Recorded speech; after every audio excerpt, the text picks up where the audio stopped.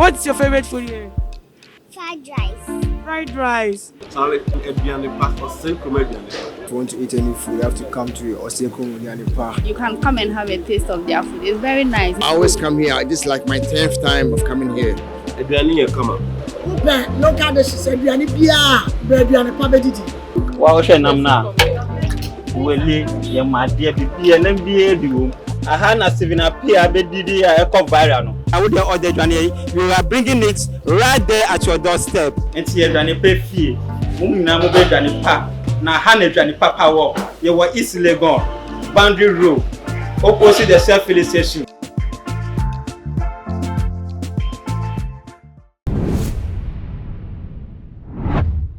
Ebusha for me mamo akwaba ede eba too much GH so na sabre munya ba na ama obusu me nimodi ehye na breaking news ahodo yensa aka ID se wa wo hwe yubati mu ensem ena sabre me de eba besom arosem ayensa aka ene de ene se eye famous Nigerian businessman Sunny Dangote watwana nanom ewo ensiedo na Sunny Dangote wono ene brother ebiem so sa business deputy of Aliko Dangote, the richest African man. Apana wo Dangote cement no wono asem ena mike ninua bema awosa the business partner ena sabre watwa nanom ewo ensiedo na according to ensem nchiremu no adwumako no Dangote group and the day and some no able to it just say and is in say the cause of death the tone no man no we there it was for one chire mu there said that me to dry na and some kind dey bin na mfamemu bi kika kan sempa na wo mo chira owu ye ewo United States to say ninia mu no yare bia awo no wacha wakwankwo na akoto no ogwo yaya mu na ebisofo ninia mu no se na akoye no wo mo de nsem no to that mu se wo mo de yaw pa ene de akire de yente se nye de na wo mo ehwenim se ebeba eno na nso sa na akoba no na se ebisofo nsem no beto dwa amanfo ahase seni omo condolences ebiso make references to ebra wo mo ni di enhyiemu kwan so afa so de bo a wo mo ne de kika hunya onim se nipa wu asesi ade sa na tie your friend be the book of condolences na manfo se sign no mo trance makese ewo muntenu abi na aba wo mo di no wadanse mo so mo kai no kai ba ni niam no dodo na adwe omunya fa niwo no ene se sika we sika ntimi ntonkwa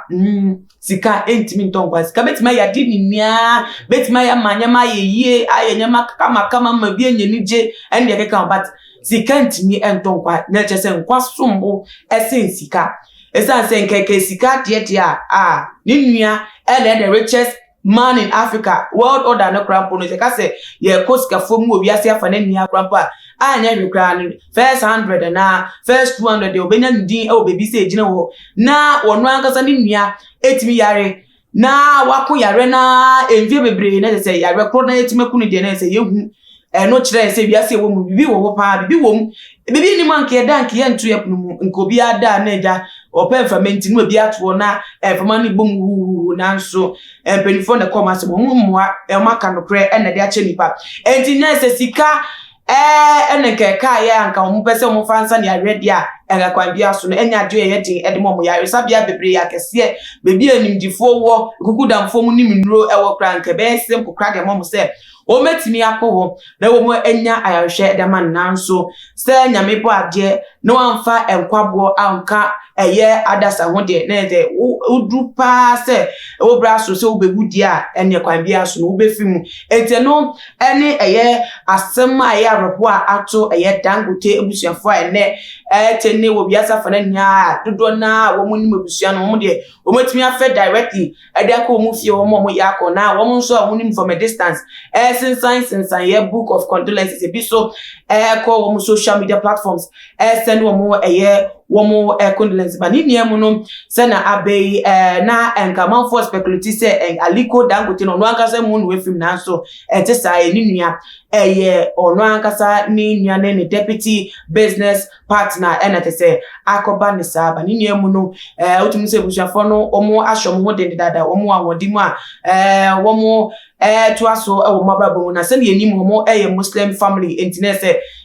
we fi mu state ya ene animu ya nya afi ne betwentwen so aye bibia motre nsem bi enim womo bebo mo de anese womo de womo de hye no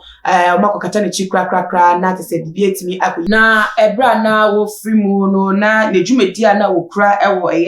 Dangote group of companies no emu enese na oye group vice president vice president say na Alhaji Aliko Dangote nuwa wono tosu minu a company no ehye say ebiemu nso no na wosa so consul general of the Romanian embassy no ewo Nigeria na ebiemu so ba chambers of commerce so dia otum say chartered accountant ne de keka on de na owonimde kesefa ewo ho a eka na nwumedi ewo ana wo ye ewo Nigeria maimu de eboa Nigerian industry no ebiemu so no na oye into manufacturing, agriculture, banking and oil services. Oye a man of many works. Ni numa de banas asisu de our baby pa te say what you say wabobra akwenim enene akoba ne se nananom afren ato nkrade amane na afren no ede abeka wo mo eho eti eno ena anam so ama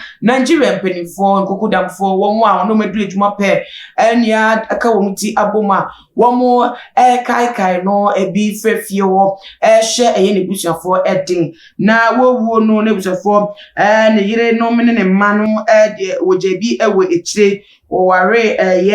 yire no mienu ena ese ne maso kan ho a wo mo wo fia so wo mo aye kunafo ene ebiem so ejanka ya ewo sa kwan so ba ne niam no se wabobra bibia obedu de dianra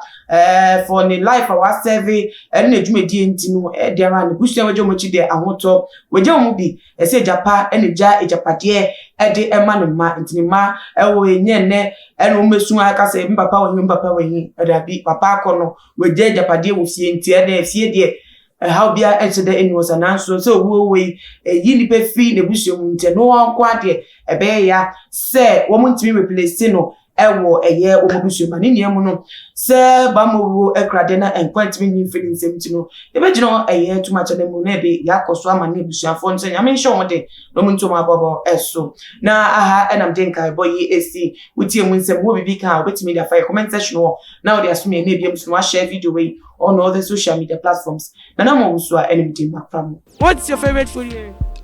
Fried rice. Fried rice. Charlie, Ediane Park or Senko Ediane. If you want to eat any food, you have to come to Osenko Ediane Park. You can come and have a taste of their food. It's very nice. I always come here. This is like my 10th time of coming here. Ediane, come on. Upe, local dishes, Ediane Bia, Ediane pa bedidi.